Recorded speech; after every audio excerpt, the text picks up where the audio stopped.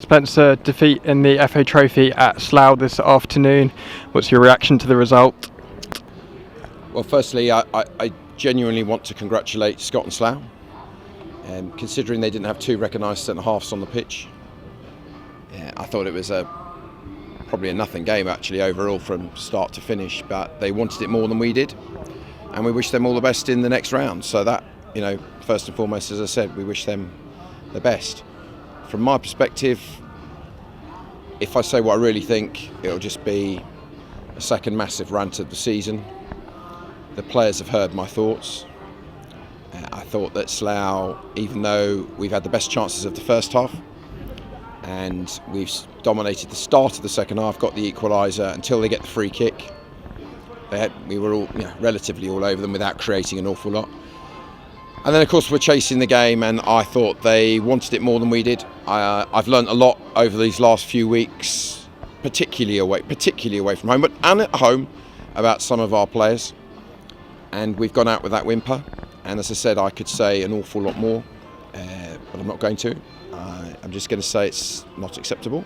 It will not ever be acceptable.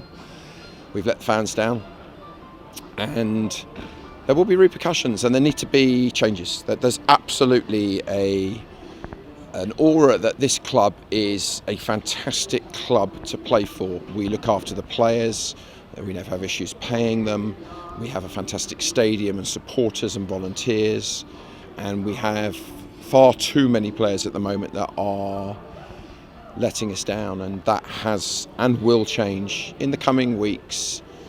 Because the home form is only okay. I mean, with the greatest respect to the sides we've beaten, they've been down the bottom of the table. We can play well for 45 minutes at Yeovil, but this has cost us financially.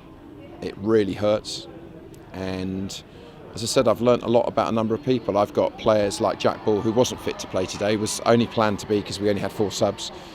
And I've said to him at half-time, can you come on? And he's thought about it, to be fair, and he did it, and he isn't fully fit and probably shouldn't have done it. And I thought the tactical change at half-time, we were dominant for the first 20 minutes of the second half until we give away another silly free kick. I thought the red card's scandalous. I should say I thought the referee had a very poor game for him. He's a decent ref, but he missed so much.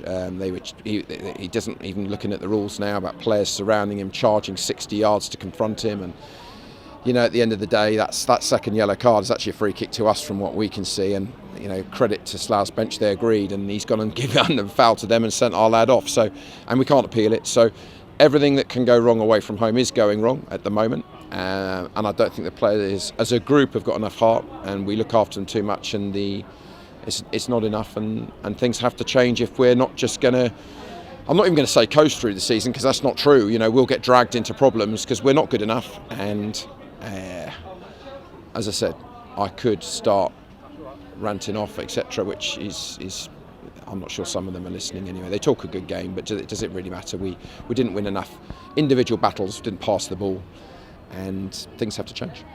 And we got the equaliser just the other side of half-time, but why do you think we didn't kick on from there? Well, I think we did, actually. I don't think they got over, they had a solitary attempt until 60-something minute when they got the free kick and they scored. And again, that's not good enough. Is it the wall? Is it the goalkeeper?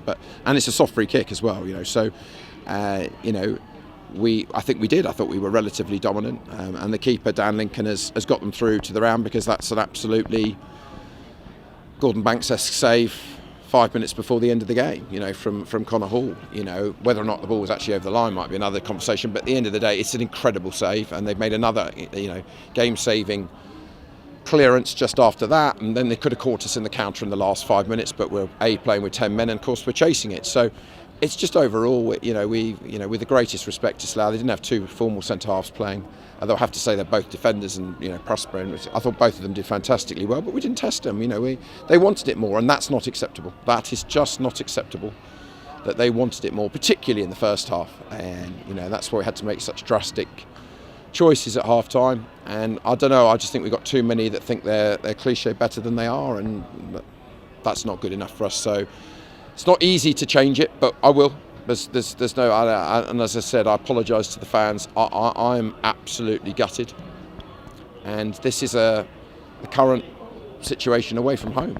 As I said, we're not brilliant at home, but away from home, again, appalling start to the game, just seconds to everything, and that's about pure hunger. And as I said, got too many people that are living on their histories or their previous CVs or what they think they should be doing, whether they should be National League players, whatever they think. As I said, it's not hurting them like it's hurting me, and I'm sure it's not hurting them like it's hurting some of our fans. We've only lost 2-1 again, and you look at these away results, but look at the two teams we've got to play this week. We turn up like that, we're going to get battered at both of them, whether we're at home or not.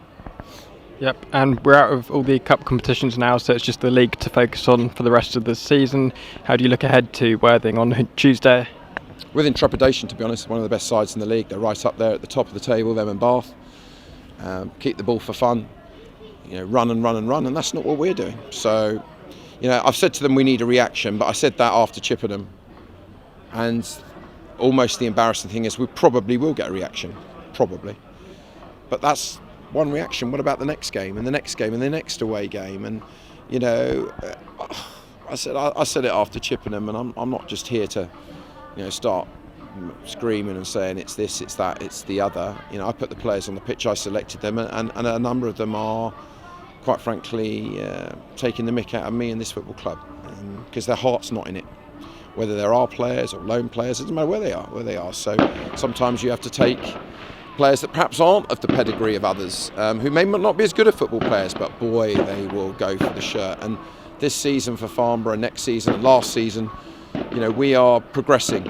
Obviously, as a manager, I'd like us to win promotions every year, and this is tough, and it's very hard. Last year we had the most amazing FA Cup run. This year we've done nothing. We've had two very difficult ties, admittedly, against National South sides, but we've gone out with a whimper in both of them, and I don't think enough of them care. I can assure our fans I care, and I know you care, and our volunteers care, and our supporters care, and the players go, it's all right, we'll get paid at the end of the month. Too many times now, so big decisions got to be made, maybe some big names. Obviously today was very difficult. We had 3 centre-halves out today. Really, Bally wasn't meant to be, and obviously CJ was cup-tied and Pruti wasn't available, and because that loan minute he's extended and he was away with international duty. So we were bare bones from that perspective like they were, but we're much better than that, and that's the most frustrating thing. Brilliant. Thanks, Spencer, and good luck for next week. Thanks very much.